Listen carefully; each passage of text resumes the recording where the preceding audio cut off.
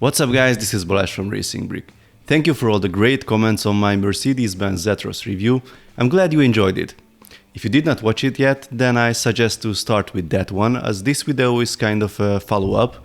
The link is in the usual place in the top right corner. A lot of you asked about the comparison towards the end of the video. Why did I compare the set with the 4x4 Extreme Off-Roader from the current lineup, and why not with the Volvo hauler? Well, now I will tell you which one is the clear winner, the Mercedes-Benz or the Volvo.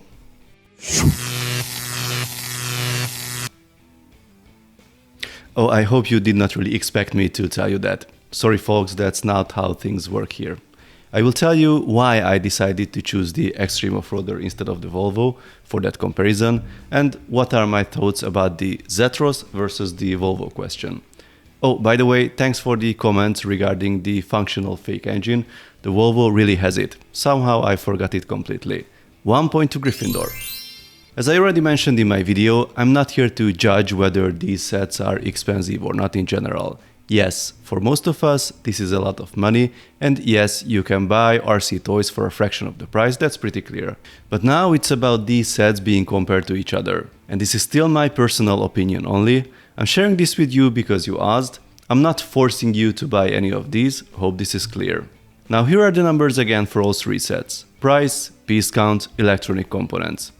If you decide your LEGO purchases solely based on the numbers, then I guess the Volvo seems to be the best deal here. I won't argue with it. That one has the highest piece count, and that is the biggest one as well. But I don't think the decision is that simple, at least not for me. So why did I ignore the Volvo then? In short, because it offers a completely different play experience. These two here are made to drive around, that's their number one play value.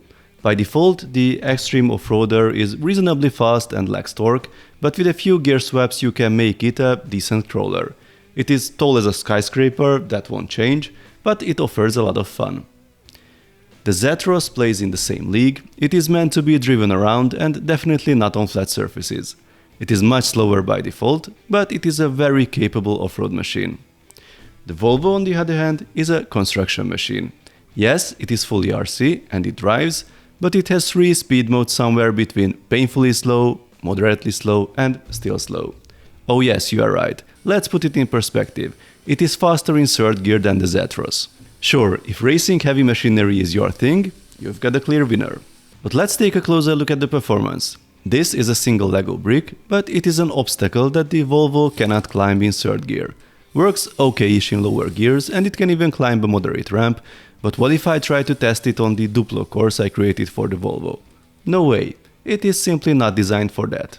But yeah, you might say it's a construction vehicle, not an off-road truck, it's not fair. Yes, thank you, exactly my point. This set is meant to be played like a hauler. You put cargo in it, drive it around, dump it, stuff like that.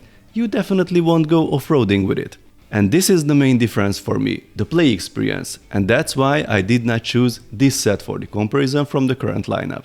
If you are looking for this kind of stuff, then you will obviously choose the Volvo, regardless of the price being $50 more or less. If you want this experience, however, then the Volvo will be ignored as it offers something completely different, and again the $50 difference will not be the main factor in the decision. That's why I don't think there's a definite winner here, it's always about the requirements. Both sets offer a special technical feature, by the way. The Zetros has the lockable differential, the Volvo has the 3-speed gearbox. It is totally debatable if it is a gimmick or an actually useful feature for both, but I think both of them are interesting and instructive to build, and none of them is clearly better than the other. So I hope it is clear now why I chose the Extreme Off-Roader and not the Volvo for that comparison in my previous video.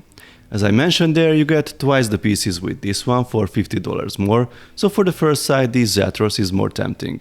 But at this point we don't know how versatile or even how reliable will it be. The 4x4 Extreme Off-Roader already proved that. Very simple to change the setup quickly, can be bashed and tortured, and still survives. I wouldn't write off that one either. For me, these two are more related and more comparable than these two. Each and every set has its pros and cons, there are tons of different aspects, a lot of them were not even mentioned here. If you want to decide between them or between any other sets, then I suggest to take your time, watch reviews, think about what is the most important for you in a set. Is it more the play experience or the building experience? You are looking for the bricks or the motors? You are interested in the unofficial alternate models and so on. I'm sure after some careful deliberation, you will be able to find the best solution for you. And I don't think me or anyone else should be the one telling you which set is clearly better than the other. As always, I'd love to hear your opinion in the comments. Please give this video a thumbs up if you liked it, and don't forget to subscribe and tap that notification bell because there's much more coming about the new sets. So, see you next time, bye bye.